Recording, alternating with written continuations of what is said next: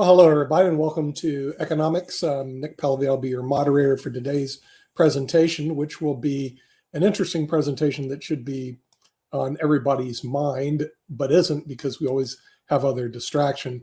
And that's the budget of the United States government, fiscal year 2024. We all hear about people that are going to shut down the government. People are going to do bad things to the government. But here's the problem that I see.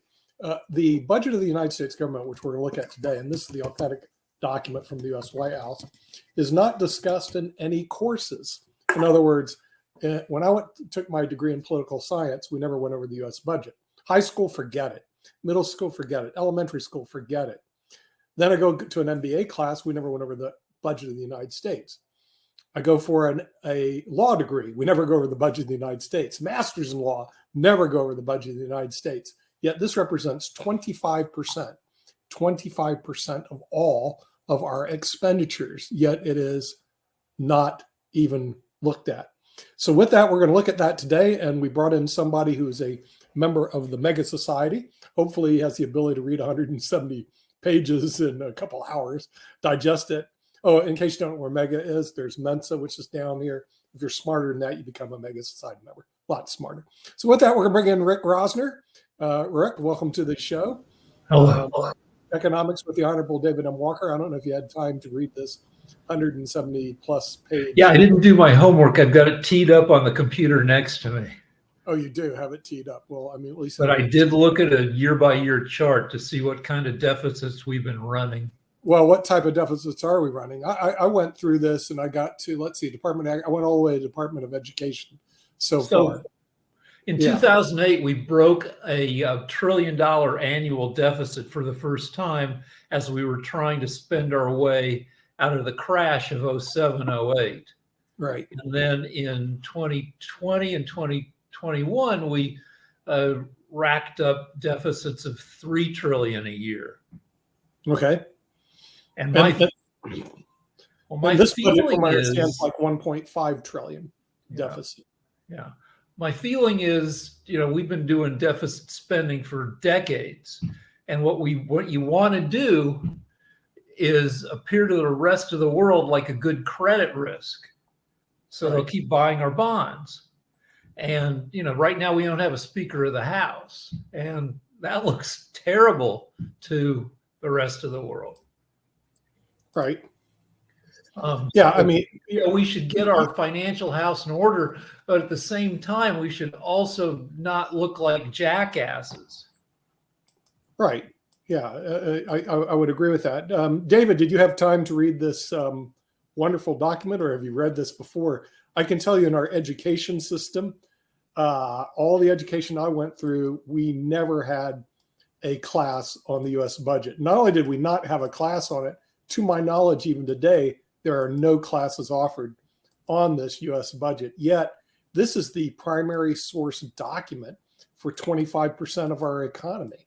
So a couple issues. Number one, why does our education system completely ignore this extremely important document?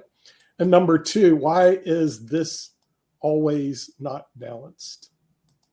Well, first, our education system largely ignores a broader topic, and that is financial literacy. And as you know, I have been a longstanding advocate for making financial literacy a mandatory part in order to be able to graduate from high school. And presumably, this could be a subset of that financial literacy, because the last thing you want to do if you're trying to manage your own finances is follow the bad example of the federal government. But there are also challenges with regard to state and local issues. But people don't even know how to manage their own finances.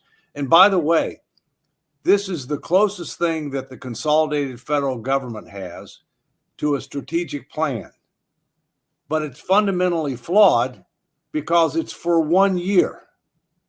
Strategic plans are are for decades. They're not for 1 year. And many times when these budgets are prepared, they're the president's proposal. And as you know, Nick, the president proposes, but the Congress disposes. The Congress has the power of the purse under the Constitution. And many times the proposal by the president is what they say, dead on arrival. In other words, it's the wish list of the president, but not consistent with what's realistic to be able to get through the House and the Senate for the president to be able to sign. And last thing I would say is that the administrations have been consistently late sending up their budget proposal, but the Congress has been worse. The Congress has only passed the budget and all the appropriations bills on time 4 times in my lifetime. And they missed it again this year. And now we're in a CR that's supposed to expire in November, and yet we don't have a Speaker of the House. And so you can't do any business until you have a Speaker of the House. But that's just some opening thoughts. And it's good to be back with you. I was out of the country last week. Yeah, I figured that. But the thing is, what to me is this is something that's so important. We hear a lot of rhetoric on the media, like last one was, well, government shutdown, the budget's not balanced. But no one ever goes through the budget at all. So the thing is, it's almost like there's all this yammering and not really looking at the hardcore facts of it. Now, part of the reason they don't go over it, it's 175 pages. But the good news is the first 75 pages is what I call a sales job. In other words, it's the administration telling you, oh, how wonderful spending all this money will be for thou. Okay, so you got to get rid of that. And then you got to go to what I call the meat and potatoes, starting with the Department of Agriculture, which is the first part.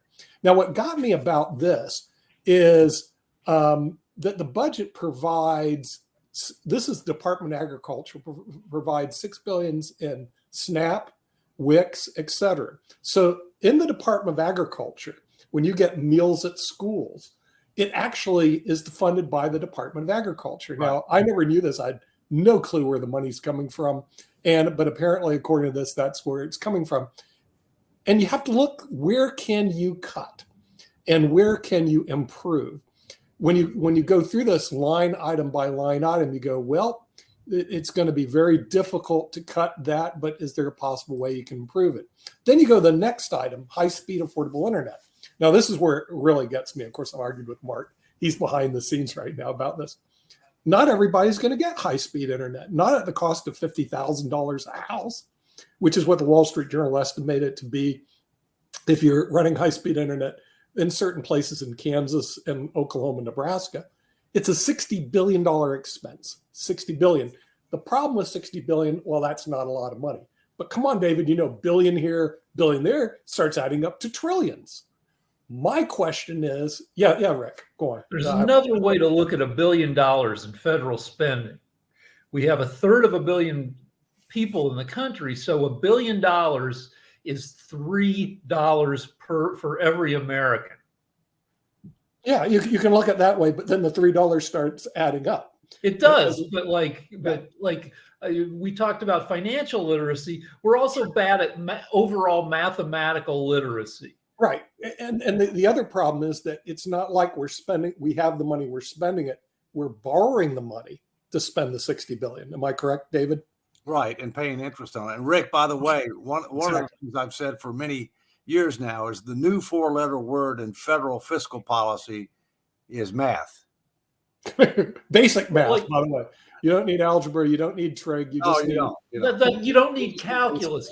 At some point, before you get to calculus in high school or college, everybody should have to take statistics. Yeah. My buddy, who's he's an anti-vaxxer, and he sends me, dozens of papers by anti-vax people, and all of them have huge math errors.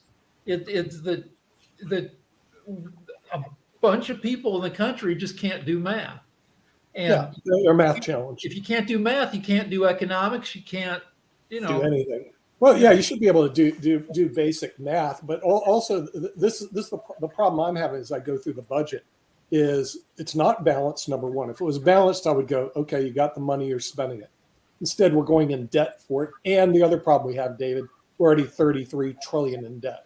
So this document should be taken seriously, item by item. But when I see expenses, let's get realistic, okay? Yeah. Very few people will read more than 10 pages. Mm-hmm. And I would bet that there's less than 10 people that are active members of the Congress that have read this entire document. Ow! All right, less than 10. All right, it's the most important document out there.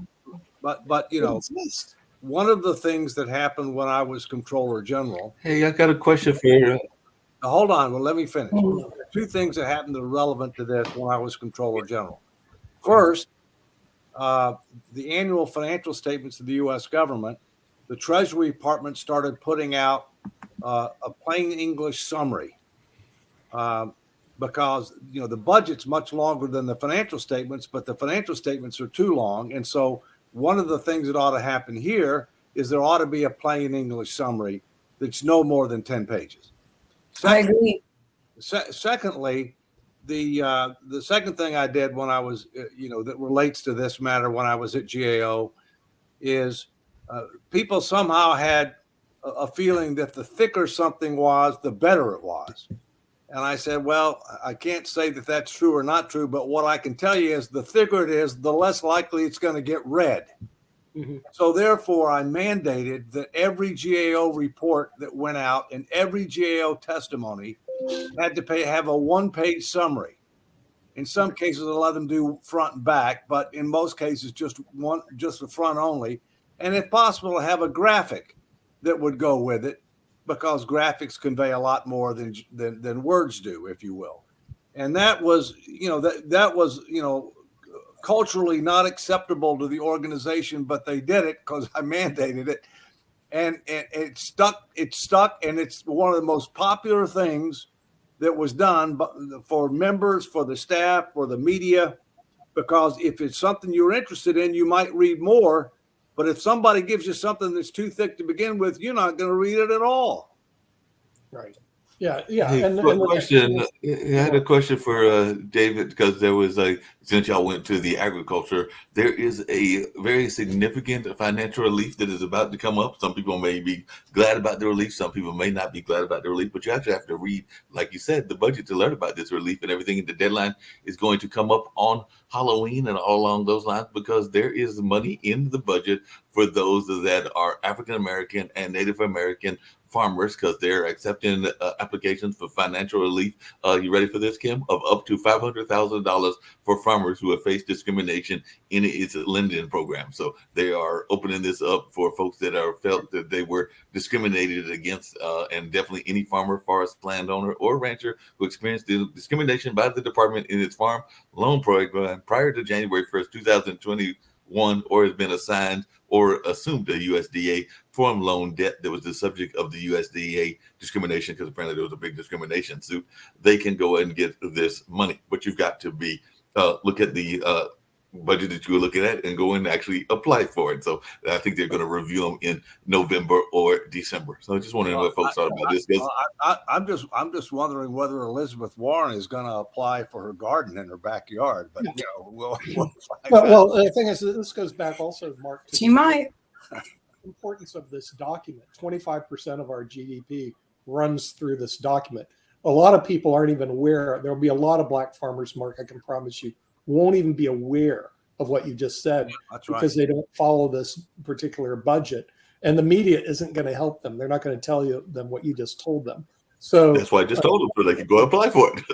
I know that. Unfortunately, that's what I'm saying. The importance of this document that should be taught in every school in the country is before us right now. And to my knowledge, also, David, the media never showed this document. In other words, it's almost like, what, we can't see this? Is there something sacred about it? It's too much. I mean, frankly, It It's is too only much to read. 175 pages. If you read a brief from the Supreme Court, It is too much. But by the way, for anybody that is watching, I mean, how many people actually, Nick, when you're just talking for about anybody everybody should know that is math, watching and is curious, but how many people actually know and understand everything that the IRS gives you to fill out? I mean, they make so many loopholes and dance arounds, and even they don't know. Sometimes, when I've been through an audit, they don't even know. And so I think that they just overcomplicate things, hoping nobody will ask questions or even try or even argue what's going on. I think that we need to simplify things. We need to make it as simple as 1 + 1, and it can be made very simple. I think the budget needs to be adhered. I mean, come on. If we behave this way financially, we would be homeless, probably without a job. If we didn't show up to work, like the government keeps threatening to do, we wouldn't have a job tomorrow. We need to hold them accountable. And David has been saying this for quite some time. We need to set some standards and start holding some accountability. Otherwise, we're never going to get ahead. And this budget won't.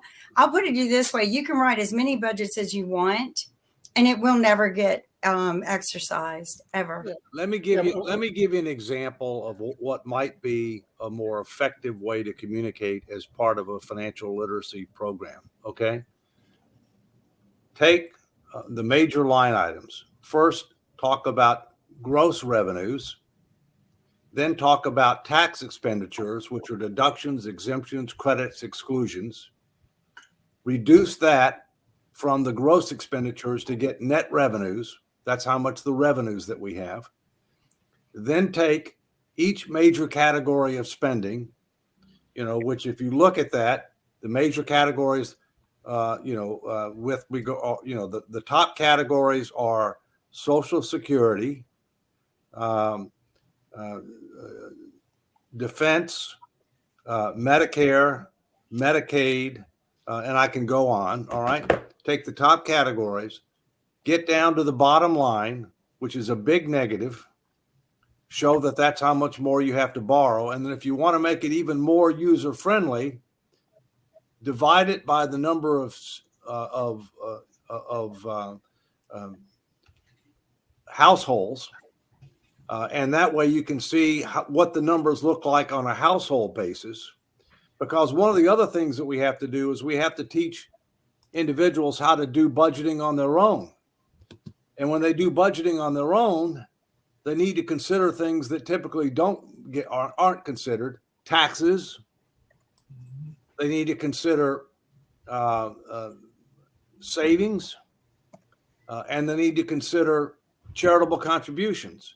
So what we have to do is we have to make it simple. We have to put it in, we got to get away from these trillions, which nobody can understand. Divide it by person, divide it by household, something that people can relate to, and then compare it to an individual's budget. And you can say, no way in hell I could do that. Go to your bank and try to borrow some money based upon these numbers. Yeah, I mean, it's just, I got to leave early, but that's crazy. But the question becomes, we keep putting ourselves in this position. And at what point, David, I got asked this on PBS the other day, and I didn't really know how to answer, but I think I answered well. I wish you were on there with me, but they just asked me what would happen if we keep incurring the debt. But I think eventually what it would mean is higher interest rates for everyone, less investments in other areas like research and development, infrastructure, stifling investments and innovation and even business growth, right? I mean, eventually you could stagnate your economy and actually the working class would really suffer, correct?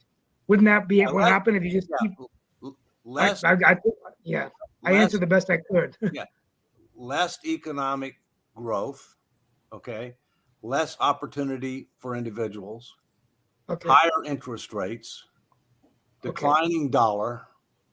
We could go on, but those are just a few of the headline things. Right. I mean, by the way, one of the things that we need to do, Steve, Thank you so much. do is the reason that I advocate not to focus on balanced budgets, but to focus on debt to GDP, which is what really matters, how much debt is percentage of your economy.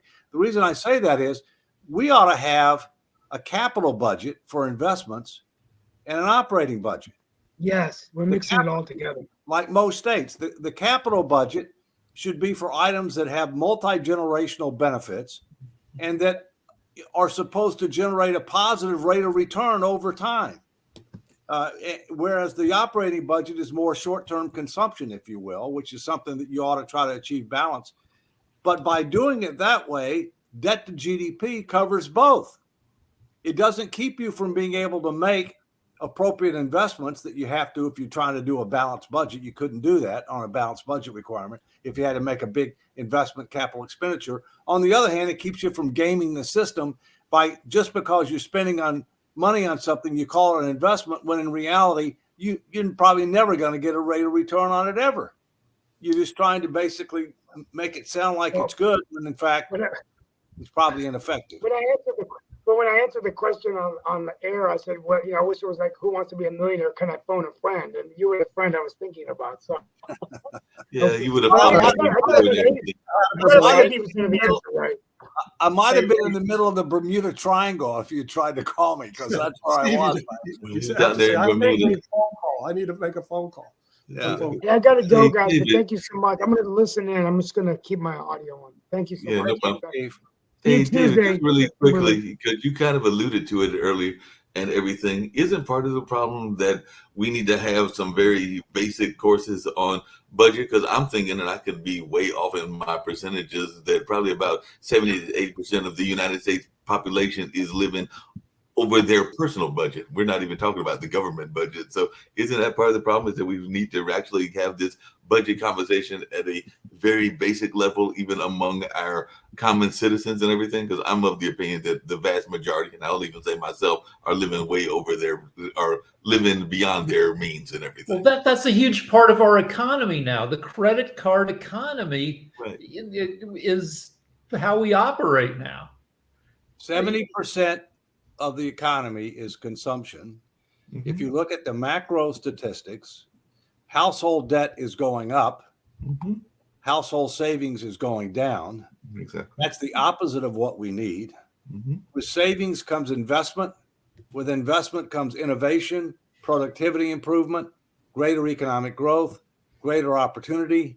And we're on a track that does the opposite of that. So, it's imprudent, unsustainable, and frankly, immoral. It is.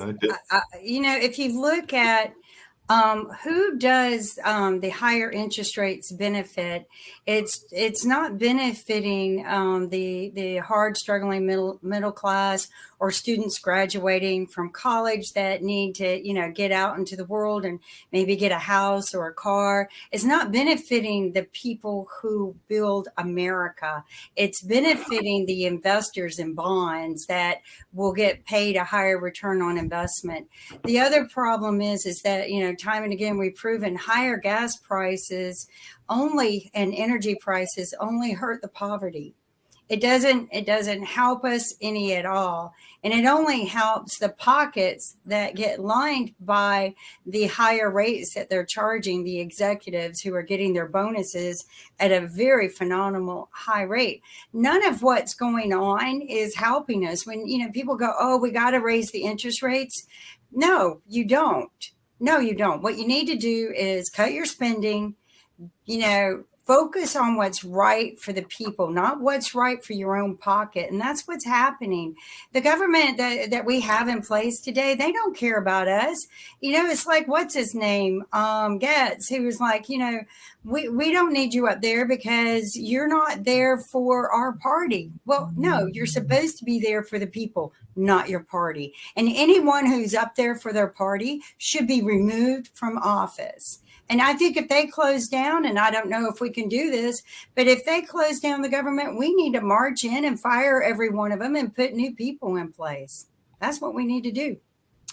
Well, two things on that. One, as you know, I'm one of the national co-founders of No Labels, which is not left, not right, forward, progress, not partisanship, results, not rhetoric, among many other things. Okay. And we have long been for no budget, no pay, which means that if Congress doesn't pass a timely budget and all the appropriations bills on time, they don't get paid. They have to work full time until they get it done, and there's no retroactive pay. Shockingly, the people that are exempt from any effect on their pay whatsoever are members of Congress. And even essential employees, which I was when I was in the government, every position I had, you have to work, but you don't get paid. And non-essential employees, you don't have to work, you don't get paid, but everybody gets retroactive pay. So, I mean, what kind of system is that? It's just downright crazy, all right? So, again, let's come back to we need mandatory financial literacy before you can graduate high school. And it needs to be multidimensional. It needs to be personal finances. It needs to be public finances. People need to understand also a little bit about, how the private sector works, if you will. But that's part of economics, right? I mean, that's part of economics. For the record, when I taught the economics of national security at the Naval Academy, which was rated the #1 undergraduate school in the country, tied with BYU, Brigham Young University. This was a essential part of the course that I taught, what we're talking about. Yeah, I don't know how you get this education out there without a strong top-down push. Imagine like Rachel Maddow or Hannity saying, tonight we've got a special hour. The entire hour is going to be devoted to the budget. Yeah, People would be turning channels at the speed of light. We need to type it into CSI or, one of those crime murder mysteries, and I guarantee you people would get educated. Here's how you do it. It's very simple. right. You make federal aid conditioned on including this as part of your curriculum and making it as part of the requirements to graduate from high school. That's how you do it. Hey, Well, David, I think that you should not be able to get a student loan until they have sat down and explained it to you, and you took a test on what it costs to pay it back at the end of the I day. agree with that too. And you have to pass the test. You can't. I don't care about SATs. Right now. I'm watching young adults, and they're sitting there. Now that you have to start paying back the student loan, and the interest rates are. They can adjust the interest rates. Congress picks the interest rates. The student loans. If anyone's ever looked at them, they're divided into. You get like 8 different loans while you're through a 4-year college. You get about 12 if you go get your master's and doctors. It might even be up to 16 different little loans because they do it every semester. Sometimes they divide it between, subsidized and non-subsidized. So you've got but you don't understand it. And then at the bottom, they go, pay this minimum and you'll be fine. But you never, in fact, it accrues more interest. So no, it definitely does that and everything. But Kim, I think that should be illegal, David. Kim, That should be illegal. If they need to say, if you pay this amount, then at the every month, then this is what you owe. If you pay this amount, this is what I think there needs to be a chart so that these kids who graduate. But Kim, and this is actually a question I was going to go to David as well. Isn't part of the problem that it comes back to what we were talking about with education and understanding the budget and everything? Because I am thinking, I live right around the corner from Duke, as many of y'all know, and everything. And I can tell you that not only are they not prepared to pay their student loan back, and I still know folks even at my age range that are still paying back their student loans and all along those lines, but they are also overspending. I mean, it's not an accident that there are so many fast food restaurants around here, and they are probably overspending way past their budget just in terms of the fast food that they're eating. So they probably need to have a better understanding of just personal budgeting, even when they go to college. I would hope that they learn it in high school, but I'm thinking most of them haven't and need to learn it in the college level, because I'm guaranteeing you some of the students I'm seeing are probably spending 20 to 30, maybe even 40 to 50% of their money that they're getting coming in on their stomach costs, their food going into their stuff. Kim, you'll be happy to know the SAT is on the way out. COVID, it was dying and COVID just really not, you couldn't give the SAT because You can't put It's not just the kids in SAT, the Rick. class Yeah, I anyway, think so standardized it's testing optional and now at almost all universities. All the universities. But let's talk about student loans, okay? Because the millionaire next door, by the way, who filled in for you, David, last week, Right. Bill Denko, to talk about education. And the millionaire next door looks to get education for their kids at no cost. How do you do it? And by the way, we did it. We moved from Florida to Georgia. My wife said, "Got to go to Georgia, get out of this mystical Boca Raton place." But also, they have the Hope Scholarship. Right. So if you had a B average, which my son was able to get a B average in high school, you get to go to the University of Georgia and Georgia Tech for free. He Right. went to Georgia Tech for free, 4 years, scholarship, everything paid, and then went on to Duke University with a full scholarship there. So you're able to navigate the system if somebody would even tell you what the system is.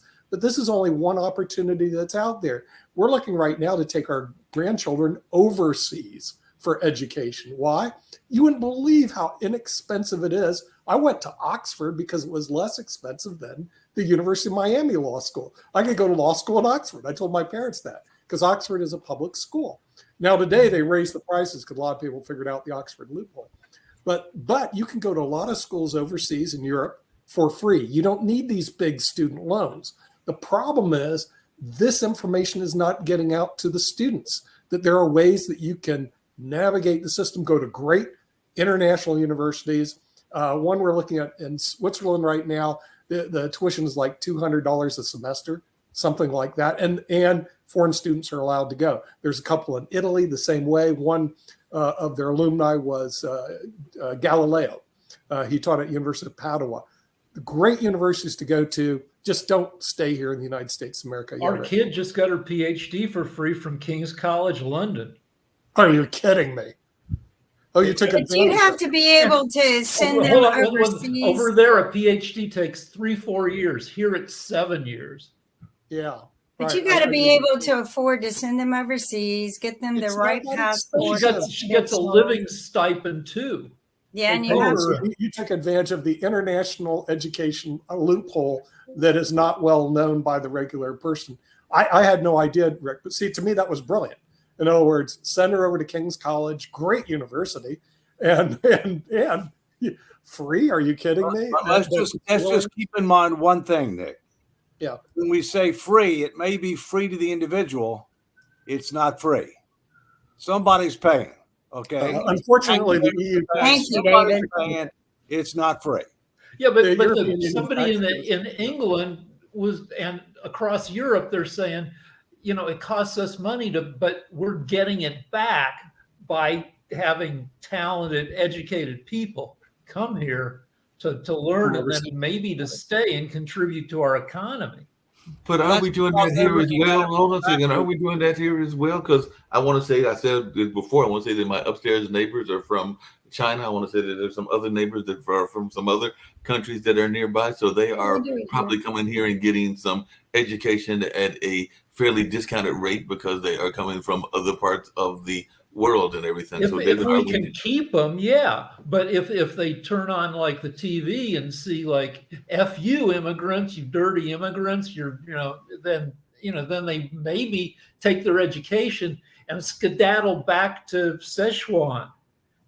That's definitely the case. Like I said, I ran not this one upstairs, but another one I ran to at the bus terminal, and she was literally here for a temporary matter, and that she should already be back in China because she was coming here from mainland China and was getting her education, and then was heading back toward mainland China. So for all of our talk of them being our enemy and everything, we definitely help them with some of their education and all along those lines. So we have a bunch of expensive stuff happening. We've got an aging population, wants Social Security, wants medical coverage, and medicine is. People don't talk. They talk about how much medicine costs. They don't talk about how medicine used to suck. In the 60s, everybody freaking died. Now we have cures and fixes for everybody, but it's super expensive, and it's going to get more expensive as medicine gets more powerful and as we get older.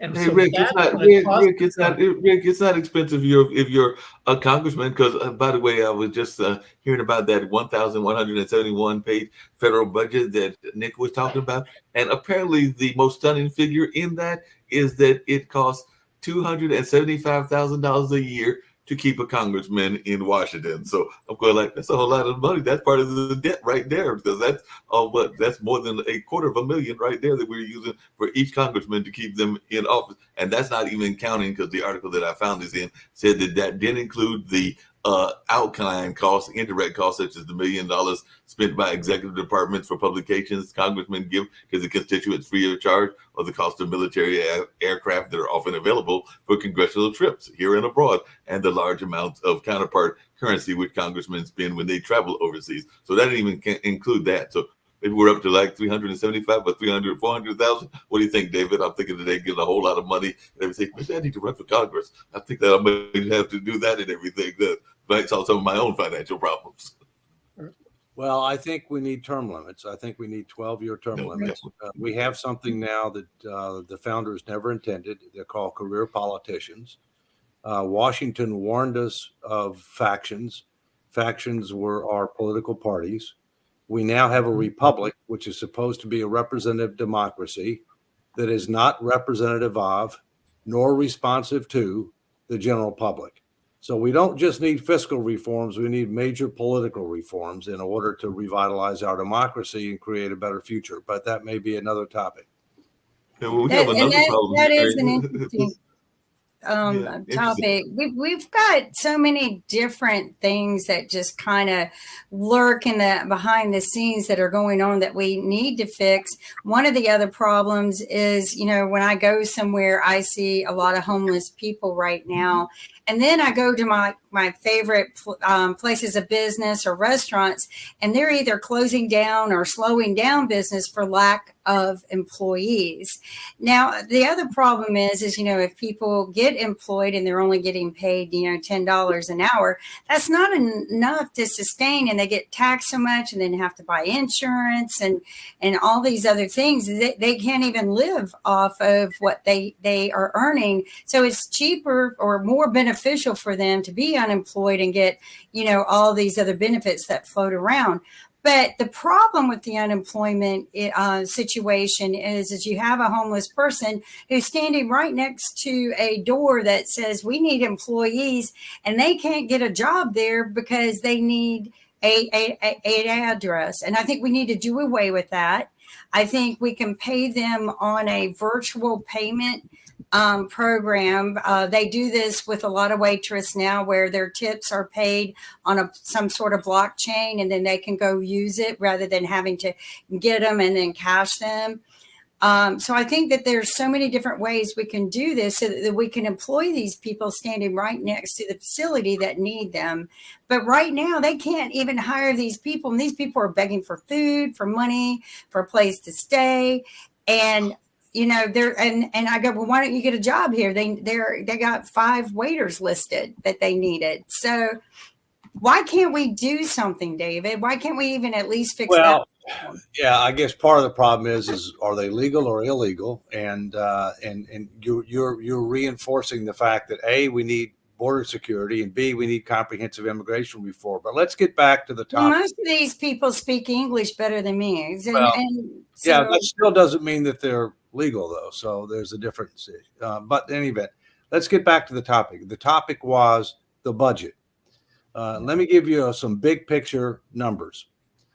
In 2019, fiscal year ended September 30, 2019, which was pre-COVID, total federal spending was $4.45 trillion. $4.45 trillion.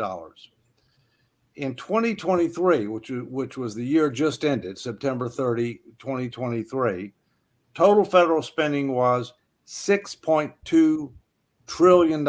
So we're going pre-COVID, post-COVID. Obviously, we had significant federal spending associated with COVID. So let's go pre-COVID and post-COVID. That is a 40% increase in federal spending in 4 years, when inflation during that period of time was less than half that. That is unsustainable. But that includes infrastructure spending, and I know the infrastructure bill was Well, but most of that hadn't been made, Rick. Most of that hadn't been made yet. But I agree with you. We have a unified budget, which we shouldn't have. We should have a capital budget, which is an investment budget, and an operating budget. We should. That's why we go to debt to GDP. You're talking about the infrastructure bill. You're correct. That was passed, but most of that money hasn't been spent. Most of that money has not been, you remember how they talk about shovel in the ground? You got to make sure that when you put the shovel in the ground, that when you lift it up, it doesn't stink. And it takes quite a while, believe it or not, in the United States to be able to get approvals for things. You may have the money to do something, but you've got to get all kinds of environmental and all kinds of other, approvals before you can even put a shovel in the ground. Yeah. I hear you. But one part of my objection of the budget, David, is a lot of it's pork barrel budget, and that was the reason of the Internet Infrastructure Act. Who does it really benefit? Google, because they get high-speed lines, get more customers. Yahoo, the same way. So it benefits a select group of wealthy individuals to get high-speed internet connected, rather than them paying for it, which they could do. They also had a law to put these charging stations around the country. Now, wait a minute. Who does that benefit? Tesla. So who comes to Washington, D.C.? Jeff Bezos goes to Washington, D.C. to get favors. Elon Musk goes to Washington, D.C. to get favors. So what we see is the wealthy elite going to your city. And I guarantee you they're there right now, lobbying to get these bills passed so the government will pay for infrastructure they can use, which means we all on the panel pay, but we don't pay. We borrow the money to pay. So we put ourselves more and more in debt. And there's nobody on their side stopping it, because the next thing they do, and I was on a committee that did that we wrote checks to these people. I'm not kidding. Lobbyists definitely do that. They do that quite a bit. We would write checks so they would do what we told them to do. And so all of a sudden Congress, in other words, I met once a month to send a bunch of money, hundreds of thousands of dollars to politicians, and they can be bought very cheap, by the way. Okay. And it was disgusting. I quit the NAFA PAC because I'm going, is this all we're doing? Is we're just writing checks to congressmen and senators so they'll do what we're told? That's how Washington works. Jacoby's had his hand up. Let me make a quick comment, and we'll come back to Rick. Okay. Yes, the infrastructure bill, among other things, had a huge amount of money in there to build charging stations. Now, maybe my memory's not as good as I think, but I don't recall the taxpayers having to pay for gas stations all over the country. We didn't. We didn't. We didn't. And we shouldn't be paying for this either. But Jacoby, you're up, and then Rick. Well, just the two things on the EVs, because we're trying to build out the infrastructure for EVs. And yeah, it stinks that Tesla right now has cornered the market on that. But it's similar to in the tech industry where the USB-C was created. And now every phone, even the iPhone, has gone into that USB-C model. So the iPhone 15, you can no longer use any of your old iPhone chargers. It's an evolution, just like how you brought up the gas station. The gas station killed the horse and buggy. So once the gas station came about and car and that infrastructure was built, that killed off horse and buggy. And now it's the same thing with EVs, where EVs, that infrastructure is being built out. So then EVs are slowly taking over. And then when you're looking at the broadband internet wise, that is a huge thing because a lot of these big players from Google, Amazon on down will always benefit. Banker always wins, and complaining about that that can't be the main reason that we're looking at it, because the broadband is also going to help out that small business because we are in a global market. So those individuals that are selling candles in the middle of Wyoming on top of a mountain can now actually sell candles to a individual in Canada who may be interested in those. So that's a big reason also in terms of the education, because education itself is all global, and a lot of the gamification and all the other stuff around education, which propels us into the future, that needs broadband internet and high-speed internet, and a lot of these kids are getting left behind. So when you have those again, going to that kid in Wyoming that's way off in the country that is, just learning about cornfields. Well, now that kid can learn about AI and actually doing coding, which is honestly the future more so than anything that we've talked about today, dealing with the economy itself, because we have AI, which is self-learning and actually creating. So robotics and everything else. When we go to Walmart now, we have self-checkout more than actually checkout lines. Everything we do in the future is dealing with coding, programming, and robotics. And if we have a whole set of kids who are still sitting there in the middle of Wyoming without broadband or understanding what's going on, we're really, really hampering ourselves and keeping ourselves in the past. I think Rick is Ideally- next. There are huge employment implications of what you just said too, but go ahead. Ideally, we should decide whether we want to win the future. We went to the moon because JFK said we should go to the moon, and then he got himself assassinated. We felt bad, so we freaking did the space program. Now we're in an undeclared technological almost war with China, with India, and we need an educated populace if we want to win the AI thing. If we make sacrifices to stay technologically ahead of the rest of the world, it will, within a couple decades, solve some of our budgetary problems. But it's just getting there, getting to the future, and getting the U.S. populace convinced that we need to be educated. But Rick, the United States does not have a strategic plan. So if we don't have a plan, we're not going to go anywhere very fast. Kim? Hey, David, just really quick, because you made a statement that I need to. Kim's up. Go ahead. Okay. I had a few other things I want to bring up, but I want to get back to that point. How do we put their toes to the fire to get this budget done? I mean, and make it not, I can't say that you can make it simple, but when I do my budget at home and I get myself under control, I make it as simple as possible. I get my spreadsheets together, income, outgo, what I give for charity, what I put in savings, all of these important things that fortunately I learned about later in life. But how do we hold their toes to this in Congress? And how do we do that? Simple messaging, no labels, for instance, is trying to say, look, these are what we're facing, and let's face it without politicizing everything. But the messaging has to be simple, that if you don't fix a lot of these issues, it will cost you and your political party in Washington your jobs and your majorities in the House and the Senate and the presidency. 3 things. No budget, no pay. You don't get it done on time. You don't get paid until you do. You stay in session until you get it done. No retroactive pay. Number 2, statutory fiscal sustainability commission. A big aspect of it will be major citizen education and engagement effort throughout the country, in person, online, social media, etc., to educate people about where we are, where we're headed, how we compare to others, what do we need to do, makes recommendations, up or down vote in Congress on how we put our finances in order. And thirdly, constitutional amendment that limits how much debt as a percentage of the economy the country can have, absent very limited temporary circumstances with a supermajority vote. All 3 of those things are essential if we want to create a better future. I think.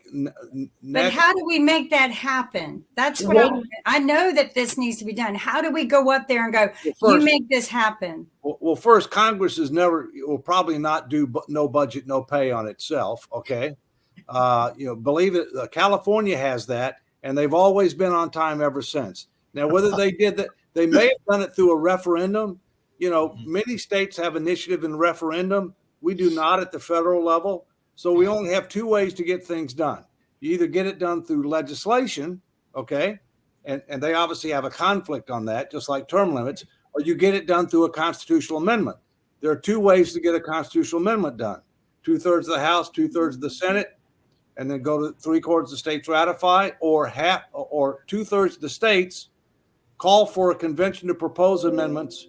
They come up with a proposal, gets ratified by the states. It's going to be method number 2. And that's Right. what I'm working on. That's what Right. I'm working on for fiscal responsibility. But once we prove that concept, then you Yeah. can use it for other things, Other things. like Right. term limits, like campaign finance reform. I think Mark was next, and then Jacoby, and then Rick. Yeah, there are a couple of things that you said that I was curious about and everything. One is I've seen here in Durham, the term limit conversation has actually gone the opposite direction, because actually here where we are, our local mayor only has 2-year terms. So they're actually trying to increase too the term short. limits because they feel that's what they feel. They feel it's too short to be involved in politics. So that's the issue, is that there's too short, because by the time they get into office, then it's time for them to start campaigning again. And that's been our issue here in this area. David, you said earlier about the gas taxes, and I did was on the about gas and its kind of in connection to government and everything. And I thought that I had remembered there being a fuel tax in the United States and everything that's been here Right. since 1932. So I guess we did kind of encourage the gas industry in that sense and everything, even though it's been stuck on the same price, I think, since 1993 or along those lines. But there is a fuel tax that helps with the gas station. So they are kind of encouraged, and we're kind of developed through that tax and everything. That's the only thing I was thinking about as you were saying that. Yeah, but I don't think that tax was dedicated to building gas stations. I mean, there's a difference between what do we need to do for broad-based societal benefit, and I agree with a lot of things that have been said, including Jacoby's in that regard. All right, we need to look for new infrastructures.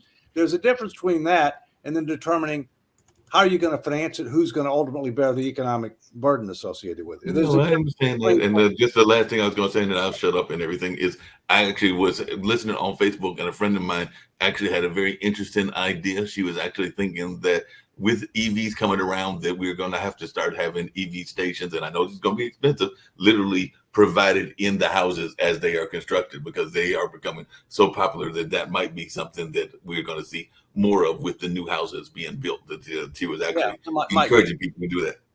Jacoby and then Rick. With your second thing, talking about the financial education throughout the nation, so on and so forth, that has to be tagged in with the whole broadband, because if you can't, you have to have broadband for everybody if you're going to actually try and educate everyone on that way. Yeah, I hear you. The only way to get things done, we've got to break up the log jams of super majorities. We've got to break up the safe places, basically the safe zones for elected officials. So they've got to be able to be accountable. So get rid of all the gerrymandering, which is going to be tough, and redraw a lot of Redistricting reform. exactly. And that doesn't take federal law. That's I agree. a state issue. Yeah, but the problem is we can't get there because you have those super majorities that are fighting against or fighting and putting in those gerrymandering situations. Luckily, the thing happened in Alabama when they tried to throw all the minorities into that one district, but the court struck that down, which was great. One quick thing before we go to Rick. What the federal government can do under the Constitution, the federal government has the authority to regulate with regard to federal elections, not state and local. All right. And so therefore, what the federal government could do is it could pass a law that says the purpose of redistricting is to maximize the number of competitive districts consistent with the Voting Rights Act, rather than to minimize the number of competitive districts consistent with the Voting Rights Act. That, compared with things like ranked choice voting, integrated and open primaries, campaign finance reform, would create a new world. A new world. Rick. The practical path to anything, all this stuff that should happen, is simple, aggressive messaging. The Republicans have understood this now for decades, and they spend a ton of money and thought on simple messaging, whether it's completely accurate or not. The death tax. Somebody got paid a lot of money to come up with that idea and push it. The idea that Biden equals inflation. Simple, 3 words. We need to hire, need to spend a bunch of money and thought on turning our objectives into advertising type slogans that can be pushed and pushed and pushed. So the one thing I'll disagree with that part is because we keep dumbing down America. And I think that's the problem. What we keep running into is we're looking for that. We need to get back to understanding what nuance in education is. Because if we're talking about educating everyone, we can't keep pushing. We need to dumb it down so it'll make it so simple for people to understand. Well, that's part. Then have a campaign, a push to dumb American up. I mean, the Republicans, the GOP figured out 50 years ago that low information voters are more mobilizable. So they aimed low, and we're suffering for it now because now we have a lot of lunatics. Two things. I know the guy who came up with the term death tax. His name is Frank Luntz. He's a friend of mine. Okay, he's a pollster. He put me out of a job. But he's also about words. Words matter. Okay, he's right. So what I introduced him to was a new word, a new phrase. The new phrase is the birth burden. The fact that we are imposing upon every new child that is born in this country, hundreds of thousands of dollars of debt due to past decisions that have been made by others that they have not benefited from. All right. The second thing is there's one thing that I've used from Harvard. When I went to the Kennedy School at Harvard, when the government sent me there, one of the things that I've used, and that is most people can only remember three things. So if you can break a complex issue down to three things in a clear, concise, and compelling fashion, you can have a major impact. So, and the other thing we have to keep in mind is when we're educating, we need to make sure that it's accurate with contextual sophistication. Many politicians will say something that's technically accurate, but it's grossly misleading because they're only talking about one narrow dimension and they're not giving the bigger picture, when in reality, the real story is the opposite of what they're telling you. But what they're telling you is not technically wrong, but it's just grossly misleading. Mm-hmm. Yeah, and in spite of us being very difficult, we still have thousands of viewers on your show, David. Oh, okay. So the thing is, I go, well, at least people are listening to this. And the real problem, like the budget, I hate to say it, that I just couldn't go anywhere to get it. I have to go dig for that. And I think that that's a real problem. It should have been offered in school, somewhere K through 12. They should have sat my little butt down and say, today, rather than going over American history, which is interesting, but doesn't do me a bit of good, we're going to discuss the U.S. budget. It's dry and boring, but we're going to go through it page by page so you'll know where your $5 trillion went. And K through 12 is great because you don't have a choice. You have to listen to it. We need to get the 10-page version first. Yeah, start with the 10. A whole semester class could be with charts and graphs. 75 pages. I would have gladly given up the units on the Pilgrims to trade that for the unit on the budget. Exactly. In other words, who gives a rat's rear about the Pilgrims coming over? Let's talk about the U.S. budget. Forget American history. The U.S. budget affects you today. It'll affect you tomorrow. It'll affect your children, your grandchildren. We're going to discuss that. Who gives a rat's rear about the Pilgrims? And with that, we want to thank our panelists for economics, and we will see you next week on Economics with the Honorable David M. Walker. Take care. Have a good week. Bye-bye.